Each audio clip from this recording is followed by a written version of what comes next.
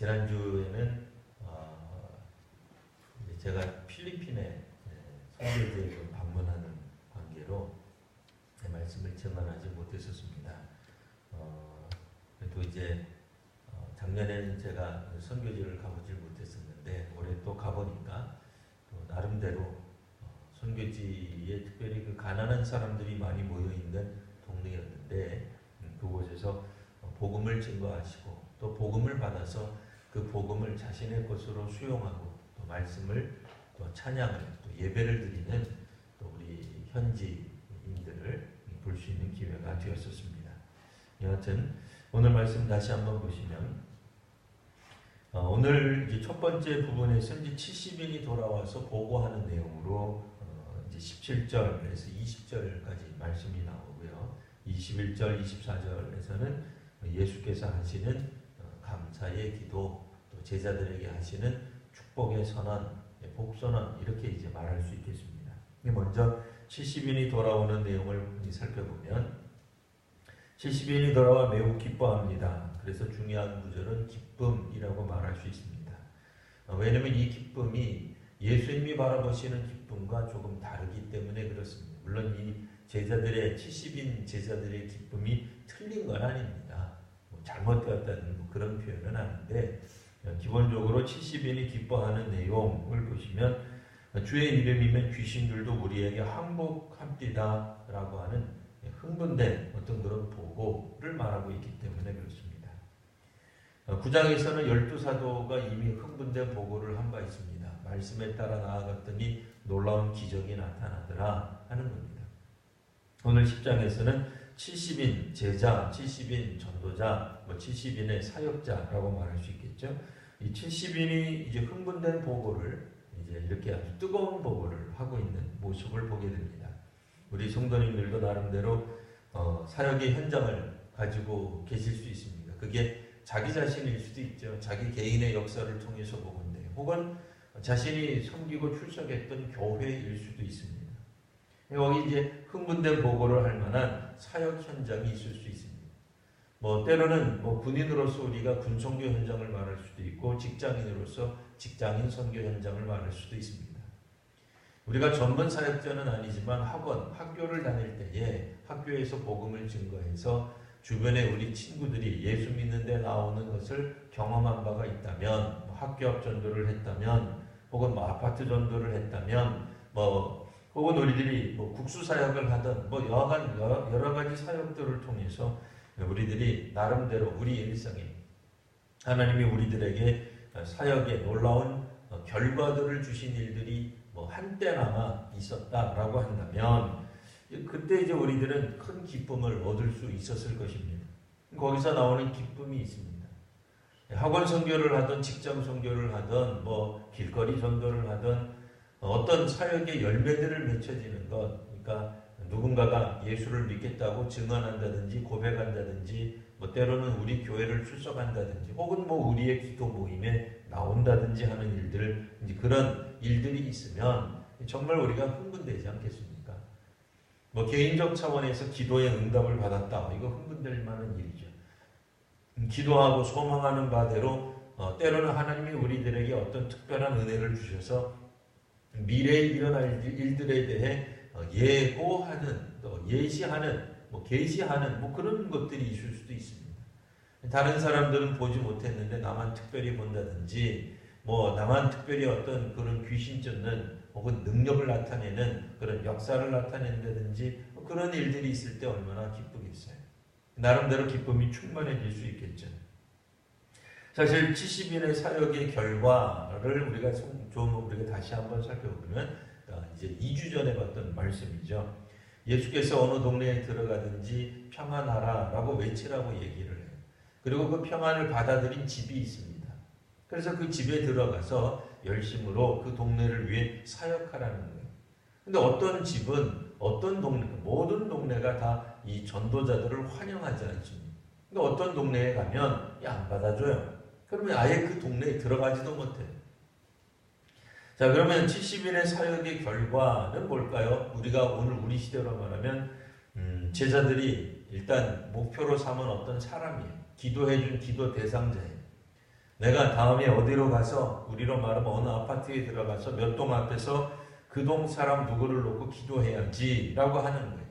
근데 기도를 했더니 마침 그 사람이 우리 집에 들어와서 복음에 대해서 좀 더 얘기해 주세요. 얼마나 기뻐요. 아파트 전도가 되는, 아파트에 들어갈 수 있는. 지금은 아파트에 그냥 못 들어가죠. 유리문이 굳게 닫혀 있습니다. 자동문이 굳게 닫혀 있어요.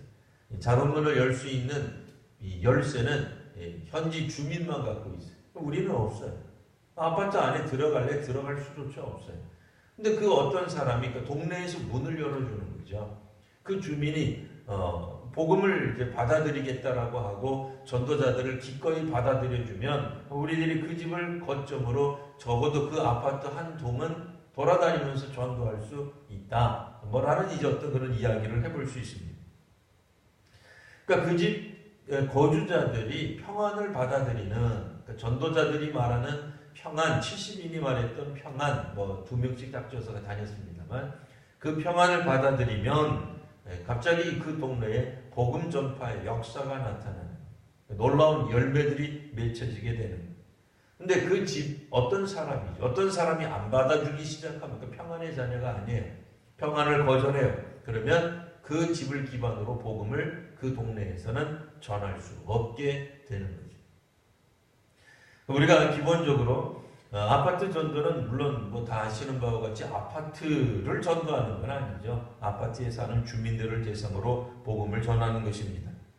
우리가 평안을, 예수님의 평안, 하나님 나라의 평안을, 평화를 전하는 그런 전도를 할 때 우리가 일단은 다 하고 있는 거예요.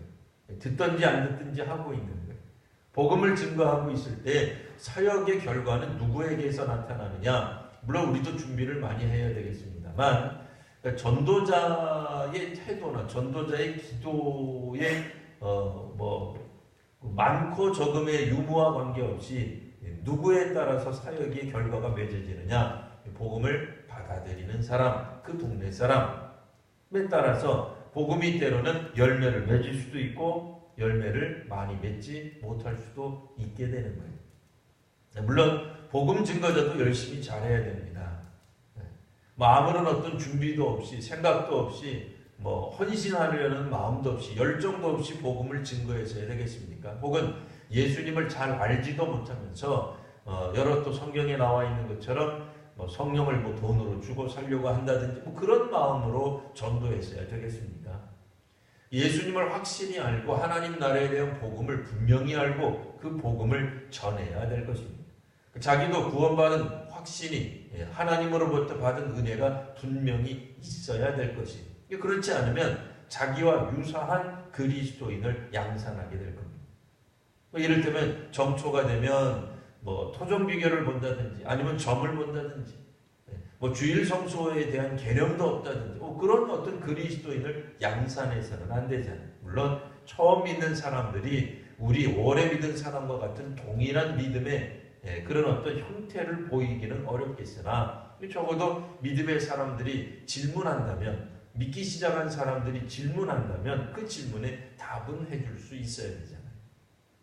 여튼 전하는 사람도 물론 상당한 어떤 그런 준비도 필요하겠으나 70인에게 있어서는 기본적으로 복음을 이들의 사역의 어떤 흥망이라 그럴까요? 부흥의 정도를 결정하는 것은 받아들이는 사람들의 태도와 연관이 있었다라는 말이에요. 그러니까 받아들이는 사람이 복음을 열심히 받아들이면 그 집안이 복을 받아요. 그 동네가 복을 받는 거예요. 근데 받아들이는 어떤 사람이 자기가 먼저 안 받아들이면 심지어는 동네에 그 복음이 증언되기로 증언되는 일이 멈춰지는 일이 벌어지게 될 것입니다.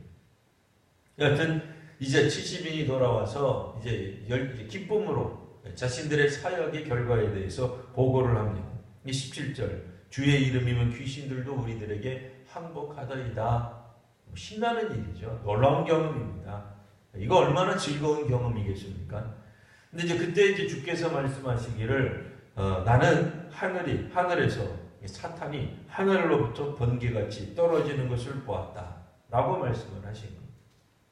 그러니까 제자들이 기쁨의 보고, 보고 내용이 뭐죠? 귀신들이 주님의 이름으로 항복하더이다. 우리에게 항복하더이다. 그러니까 자신들이 주의 이름으로 나아가서 외쳤더니 항복하더이다 라고 이야기를 합니다. 예수께서는 뭐라고 말씀하시냐면, 자, 귀신들이 예수 이름에 굴복한 이면에 뭐가 있다는 거예요? 예수께서 사탄을 물리치신 거예요. 근원적으로 사탄이 쫓겨난 거예요. 결정적 승리는 예수님이 가져다 주신 거예요. 그러니 사실은 예수의 제자들이 자신들이 겪은 혹은 얻은 어떤 그런 사역의 열매들, 많은 것들, 놀라운 기적들을 보고 착각해서는 안 되는 거죠. 아, 내가 이거 준비를 많이 해서 그렇구나. 내가 영적으로 경험해서 그렇구나. 내가 아주 능력이 많구나. 내가 역시 기도를 많이 준비했구나. 하나님이 나한테 은혜를 쏟아부어 주시는가 보다. 그렇게 생각해서는 안 된다. 그 얘기. 모든 제자들은 누구나 할 것 없이 귀신을 쫓아낼 수 있다처럼 우리가 들을 수 있어야 돼요. 왜냐하면 예수께서 기본적으로 귀신의 왕인 사탄을 이기셨기 때문에 그렇습니다. 그래서 믿는 사람들의 사역의 성공의 배후에는 본질적으로 예수님이 계시는 겁니다. 예수님이 이미 이겨놓으신 싸움을, 이겨놓으신 전쟁을 우리들이 각 부분에서 국지전을 벌이고 있다라고 보시면 되겠습니다. 19절, 내가 너희에게 뱀과 정갈을 밟으며 원수의 모든 능력을 제어할 권능을 주었다. 그리고 너희들을 해할 자가 아무도 없을 것이다. 어떤 악한 영도 너희들을 괴롭게 해칠 수 없으니 너희들은 이 일들을 계속하거라. 그러니까 예수께서도 제자들의 기쁨을 나무라는 건 아니에요. 같이 함께 기뻐하셨어요. 그러나 이제 20절에 보시면 예수께서 제자들에게 하신 말씀 가운데 보시면 귀신들이 너희에게 항복하는 것으로 기뻐하지 말고 너희 이름이 하늘에 기록된 것으로 기뻐하라 라는 말씀을 하고 있습니다. 최후의 우리가 관건이 무엇이겠느냐? 우리의 기쁨의 최종적인 기쁨의 근원, 기쁨의 출발점이 어디여야 되겠느냐? 우리 이름이 하늘에 기록되는 것이다 라는 말씀을 해주고 있는 것입니다. 물론 사역자로서 우리들이 사역을 잘해서 이 땅 위에서 우리들이 나름대로 큰 교회를 이루고 큰 사역을 이루어서 기쁨을 누리는 것, 그것도 중요한 일이겠죠. 그러나 중요한 건 사역자로서 우리가 주님 나라를 위하여 무엇을 했느냐, 그래서 얼마나 많은 성취를 얻었느냐가 기뻐할 일이기는 합니다만 그것이 궁극적인 기쁨이 되어서는 안 된다. 그 얘기. 우리의 기쁨의 근원은 여기에 나와 있는 것, 오늘 말씀에 나와 있는 것처럼 우리의 이름이 하늘에 기록된 것, 이건 하나님이 하신 거죠. 하나님이 이 세상을 사랑하사 독생자를 주신 것, 그래서 우리로 하여금 예수 믿게 만드신 것을 말합니다. 그러니까 하나님의 일, 하나님의 사역, 하나님의 행위 때문에 기뻐해야 된다라는 말이에요. 그렇지 않으면 우리들은 언제나 하나님 나라를 위하여 무엇인가 일을 해야만, 쓸모 있어야만, 무언가 하고 있어야만 쓸모 있는 존재라는 생각을 버리지 못하게 될 것입니다. 우리는 주님의 나라를 위해 비록 부름받은 사람이나 언제나 효과적으로 사역의 열매를 맺으며 부흥을 가져다주는 사역을 하는 것은 아닙니다. 모든 시대의 사역자들이 언제나 다 부흥을 경험했던 것도 아닙니다. 어떤 사역자들은 순교하는 사역자들이 많았어요. 그들은 아무리 전도하고 애를 써도 그다지 부흥이 일어나지 않는 시대를 살아갔던 사람들도 있습니다. 그럼 그 사람들은 기뻐할 일이 하나도 없는 건가요? 그렇지 않죠. 중국에 있거나 혹은 중동 지역에 있는 그런 그리스도인들은 부흥이 일어나지 않으니 그들은 하나님 앞에 쓸모없는 존재인가요? 그렇지 않죠. 하나님이 우리를 위해 무엇을 하셨는지를 기억한다면 어디서나 기뻐할 수 있는 것입니다. 하나님이 우리를 위해 구원의 길을 여시고 그 구원의 길로 말미암아 우리가 예수 믿는 사람이 되었다, 예배자가 되었다, 그럼 그것으로 기뻐할 수 있는 거죠. 때로는 하나님이 우리들에게 복음을 증거할 때 때로는 세상적 개념으로 성공할 수도 있게 하시고 때로는 실패할 수도 있습니다. 성공과 실패는 오늘 이 70여인의 사역자들의 태도를 보건대 그것은 전도자의 문제가 아니라 받아들이는 사람의 문제예요.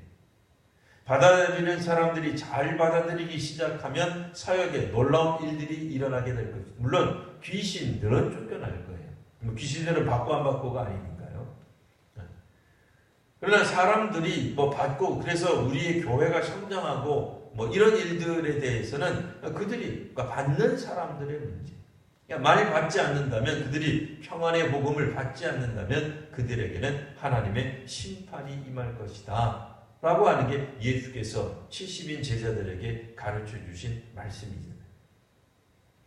자, 이제 오늘 보시면 하나님께서 우리들에게 주신 은혜 가운데 하나가 바로 예배자로 세우신 일입니다. 예수께서는 이 땅에 오셔서 믿는 사람들을 구하셨어요. 하나님을 믿는 하나님의 백성들을 세우시는 일을 하셨던 겁니다. 백성들, 자기의 사람들을 부르셨던 것입니다. 그럼 예배자가 한 주간 해야 될 일이 뭡니까? 예배자가 만일 한 주간 자기가 한 사역으로 기뻐하는 사람이면 조금 이상한 거죠. 예배자는 자기가 한 일로 기뻐하는 사람이 아니라 예배를 드리는 것으로 기뻐하는 사람. 그게 예배자잖아요. 예배하는 사람이란 뭐예요? 예배를 드리는 거예요. 하나님이 우리를 얼마나 사랑하시는지, 하나님이 오늘도 우리를 지키시는지, 인도하셨는지, 우리와 동행하셨습니다라고 기뻐하고 하나님께 감사하고 찬양을 드린다면 그게 예배자의 할 일이죠. 자녀가 하는 일은 부모를 기뻐하는 일이에요. 우리가 부모님 때문에 오늘 우리가 존재하는구나 기뻐하는 일이에요. 부모님이 우리를 얼마나 사랑하는구나 그걸 깨닫는 게 그게 자녀로의 어떤 도리다 말이야. 물론 여러 가지로 봉양하는 일 그런 일도 필요하겠으나 기본적으로 오늘 우리들은 하나님을 우리가 기쁘시게 하는 일, 사역자, 그건 이제 하나님이 우리에게 어떤 사역을 부어주시지만 사역의 성취 여부를 가지고 우리들이 하나님 앞에서 기쁨을 누리고 기쁨을 못 누려서는 안 된다 그런 말입니다. 때로는 우리의 사역이 세상적인 관점에서 볼 때는 정체되거나 실패할 수도 있습니다. 점점 한국 교회뿐 아니라 세계 기독교 역사를 통해서 보면 어떤 지역은 기독교회가 흥왕했지만 다시 이제 사라져버린 교회들도 있습니다. 그럼 그들은 구원받지 못했을까요? 그렇지 않죠. 하나님의 역사 가운데서 어떤 지역은 그와 같은 은혜를 경험할 수도 있는 것입니다. 그러나 부흥을 경험하지 못했다 할지라도 그들은 하나님께 감사할 수 있는 것입니다. 그러니 믿음의 사람들은 반드시 잊지 말고 기억해야 될, 사역자들은 잊지 말고 기억해야 될 것은 우리의 이름이 하늘에 기록된 것으로 기뻐해야 할 것입니다. 때로는 수십 년간 우리들이 구제 사역을 하고 긍휼 사역을 했는데도 아무도 교회를 출석하지 않을 수도 있습니다. 그건 이제 우리 교회 출석 안 한 거죠. 만일 우리가 우리의 사역에 대한 확신을 가지고 있다면 우리의 사역을 통해 다른 교회라도 나갈 수 있는 거예요. 그분들이 꼭 우리 교회뿐 아니라 다른 교회를 출석했는지도 우리 잘 모르잖아요. 자신의 하는 사역, 열심으로 전도하는 거예요. 때를 얻든지 못 얻든지 전도하는 거예요. 부단히 전도하는 거예요. 오늘 우리식으로 말하면 뭐겠어요? 비가 오나 눈이 오나 바람이 부나 끝까지 전도하는 거예요. 힘이 들어도 전도하는 거예요. 열심으로 전도하는 거예요. 형편을 봐가면서 전도하는 것이 아닙니다. 사역자들이 가져야 될 중요한 태도들 중에 하나는 오늘 우리 구역장님들도 많으신데요. 우리의 삶, 우리가 물론 우리의 그러니까 내 코가 석자인 것도 있어요. 그러니까 내가 좀 살만해야, 내가 좀 기도할 만해야 다른 교인들을 돌본 그런 것도 있긴 하겠습니다만 기본적으로 우리는 열심으로 전도해야 될 필요가 있습니다. 결과는 주님께 맡기는 거예요. 우리가 상황을 보고 저 사람은 지금 뭐 하니까 내가 하지 말아야 그럴 필요는 없어요. 열심으로 전도하시면 됩니다. 아파트의 문이 열리든 안 열리든 그거 너무 걱정하실 필요 없어요. 여리고성이 무너질지 안 무너질지 그거 걱정하다 보면 아무것도 못하게 되죠. 아무것도 안 하느니 무엇이든지 하는 게 중요해요. 열심으로 전도하는 게 필요합니다. 물론 이제 상황에 따라 우리들이 요즘은 그다지 직접적으로 전도하는 일을 잘 하지 않아요. 왜요? 직접적으로 전도하는 일을 많은 사람들이 싫어하니까. 그래서 안 하는 것뿐이지. 여전히 우리들은 직접적으로 전도해야 될 필요가 있는 겁니다. 기회가 닿는다면 복음을 전파할 필요가 있는 겁니다. 우회적으로라도 전도해야 됩니다. 그러니까 간접적으로라도 전도해야 합니다. 복음을 힘있게 전도하는 일이 있을 때에 우리는 오늘 성경에 있는 것처럼 기뻐 돌아오며 주님께 보고할 내용이 있게 될 것입니다. 자, 그러나 중요한 것은 제자들의 기쁨은 오늘 성경에서 보시면 사역에 근거한 기쁨이었단 말이에요. 사역을 통해서 열매들을 많이 맺으니까 큰 기쁨이 있었다고 외치는 겁니다. 그러나 주님께서 말씀하시는 것은 성령께서 주시는 내적인 기쁨, 우리가 구원받은 자로서의 기쁨, 하나님의 사람이 된 하나님의 백성이 된 것으로서의 기쁨을 가져야 될 것이다 라고 말하고 있습니다. 그러니까 제자가 되고 예수님의 제자가 되고 사도가 되고 하나님의 백성이 되었기 때문에 아무것도 하지 않는 것이 아니라 거기서부터 우리들이 사역을 할 수 있다는 거예요. 사역의 성공 여부에 따라서 우리의 기쁨이 왔다 갔다 하지는 말아야 될 것을 말씀하고 있습니다. 물론 인간적으로는 사역의 열매가 많이 맺어지면 더 기쁘겠죠. 하지만 더 중요한 것은 우리가 부름받아 나선 이 몸 어디든지 가오리다 하는 거예요. 괴로우나 즐거우나 주만 따라가는 거예요. 때로는 아골골짝 빈들에 나아가서도 복음을 증거한다 말입니다. 아골골짝 빈들 같은 경우에는 실질적으로 그다지 이 사역의 성공을 기대하기 어려운 지역이에요. 그렇잖아요. 아골골짝 빈들인데 사람도 없는데 거기서 뭘 하겠어요? 무슨 폭발적인 인기를 끌겠어요? 사람들이 많이 몰려들겠어요? 그러나 그와 같은 곳이라 할지라도 주께서 우리를 보내시면 가서 복음을 증거하는 것입니다. 끊임없이 복음을 증거하고 있는 이들에게 우리가 또한 놓쳐서는 안 되는 것, 다시 한번 말씀드리지만 사역의 결과 유무 혹은 성공 여부에 따라 지나치게 우리의 신앙이 왔다 갔다 해서는 안 된다는 거예요. 교회가 이 숫자적으로 부흥하고 성장하는 것에 너무 마음을 빼앗겨서는 안 됩니다. 교회가 성장하는 것이 우리의 잘못된 목표라는 뜻이 아니죠. 그건 그런 목표를 가질 수 있어요. 목표 갖는 것 자체가 문제가 되거나 전혀 그렇지 않죠. 그러나 중요한 것은 하나님이 우리를 인도하시고 우리를 구원하셨다는 기쁨으로 충만해 있어야 전도도 하는 거예요. 만약 전도의 열매가 맺혀지지 않으면 사람들은 곧 그 마음이 시들어버려요. 그럼 우리는 뭘 바라고 하는 거예요? 어떤 사역의 결과에 자꾸 취하는 거예요. 그리고 그것을 자꾸 자기네들이 했다고 생각하는 거예요. 물론 말은 하나님이 우리에게 은혜를 주셔서 그 일을 했습니다라고 말을 하지만 자칫 자신의 공로에 빠지는 거예요. 자기를 자랑하게 돼요. 그런 사람들. 자신도 모르게 자신이 했던 일들을 나열하기 시작합니다. 예수께서는 말씀하시기를 이미 사탄이 하늘로부터 번개같이 떨어진 거예요. 예수께서 중요한 결정적인 것들은 다 이루어 놓으셨기 때문에 나머지 일들을 우리들이 하고 있는 것에 불과하다 말입니다. 근데 어떤 사람들은 예수님을 평화를 받아들이는 사람도 있고 받아들이지 않는 사람들도 있으니 당연히 어떤 마을에서는 실패를 경험할 수밖에 없는 것입니다. 오늘 성경에도 보시면 70인이 돌아와 이 귀신에 관한 이야기를 어쨌든 하고 있죠. 그러니까 이게 보다 분명하고 강력한 어떤 것들이기 때문에 그렇습니다. 자, 그때 이제 예수께서 예수님의 그러면 기쁨은 무엇인가? 제자들 보고는 너희들의 이름이 하늘에 기록된 것으로 기뻐하라 라고 말씀하셨고 예수님이 기뻐하셨던 내용은 21절 보시면 예수께서 성령으로 기뻐하십니다. 예수님의 기쁨의 근원은 성령님이지. 성령님 곧 하나님이시죠. 성령 하나님으로 말미암아 기뻐하신다라는 말입니다. 자, 성령으로 기뻐하시며 말씀하시기를 천지의 주제이신 아버지여 이것을 지혜롭고 슬기 있는 자들에게는 감추신 거예요. 숨기시고 어린아이들에게는 나타내심을 감사합니다. 중요한 건 무엇이 기뻐요? 옳소이다. 이렇게 된 것이 아버지의 뜻입니다. 하나님의 뜻이 이루어지는 것을 보고 기뻐하는 거예요. 하나님의 뜻이 지금 운행되고 있는 거예요. 흘러가고 있는 거예요.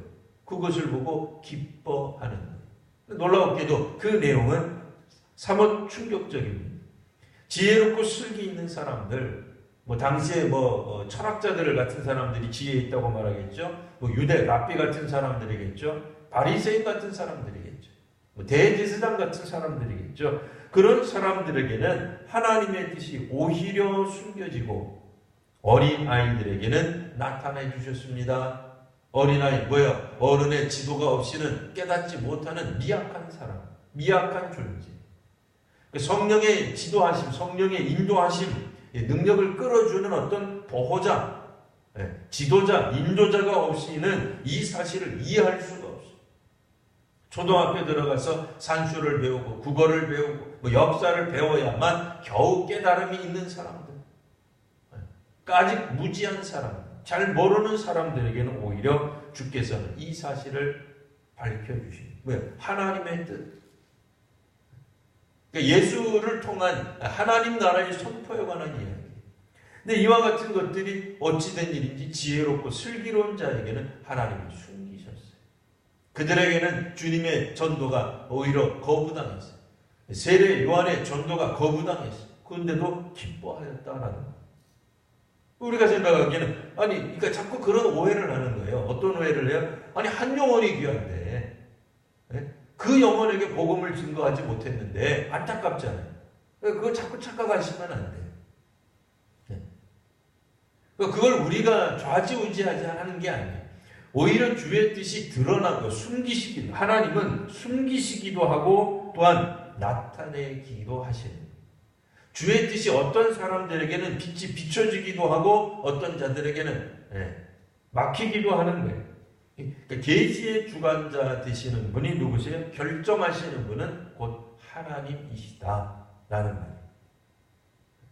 그러니 하나님의 뜻이 어떤 이들에게는 밝히 드러나는 것, 이게 주의 뜻이에요. 주님이 그렇게 결정하셨기 때문에 그래요.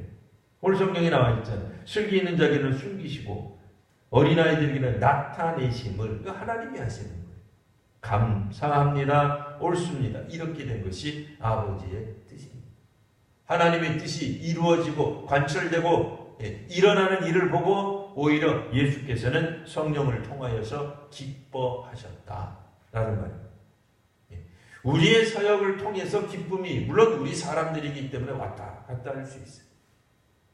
거기에 두지 않아요. 아버지의 뜻이 이루어지는 것에 오히려 주님께서 기뻐하셨다라는 말이에요. 그러니까 우리 하나님의 뜻은 뭐예요? 우리를 그리스도인들을 통하여서 아버지의 뜻을 복음을 전파하고 전도하게 하시고 선교케 하시는 하나님의 뜻을 기뻐하시면 돼요. 그게 훨씬 더 중요한 거예요. 하나님의 도구로 사용되고 있는 것이 기쁜 거예요. 하나님을 믿는 예배자로 존재하는 것이 기쁜 일이에요. 하나님은 오늘 내가 아니면 다른 사람을 쓰실 겁니다. 모세가 아니면 여호수아를 쓰실 겁니다. 여호수아가 안 된다면 갈렙을 또한 쓰실 것입니다. 하나님의 뜻이 지금 일어나고 있는 것이 기쁜 거예요. 뭐예요? 하나님을 볼 줄 아는 거예요. 하나님 나라가 이뤄지고 하나님의 나라가 임하는 것을 기뻐할 줄 아는 사람, 그것을 말하고 있는 것입니다. 이제 주께서 그러기 때문에 아버지께 예수님은 감사의 기도를 드리며 또한 제자들을 향해서는 축복하시는 장면이 나옵니다. 주께서 아버지께 드리는 이 예수님의 기도 또 제자들을 향해서 축복하시는 부분은 우리가 다음 주에 또 한번 살펴보도록 하겠습니다. 기도하겠습니다. 거룩하신 주님, 주의 말씀이 이루어지고 또한 하나님의 뜻이 이루어짐을 기뻐하시는 예수님의 기쁨을 오늘 저희들도 같이 공유할 수 있도록, 누릴 수 있도록, 함께 할 수 있도록 은혜를 더하여 주시옵소서. 사역의 결과에 따라 기쁨이 좌지우지되는 것이 아니라 우리 주님께서 우리를 아버지의 하늘의 아버지 나라인 하나님 나라에 기록된 것으로 우리가 기뻐할 수 있는 그런 믿음도 허락하여 주시옵소서. 믿음의 사람들을 주께서 사용하시고 주의 백성을 삼으시며 하나님의 자녀로 삼아주심을 감사하며 살아가는 오늘 저희들이 되게 하여 주옵소서.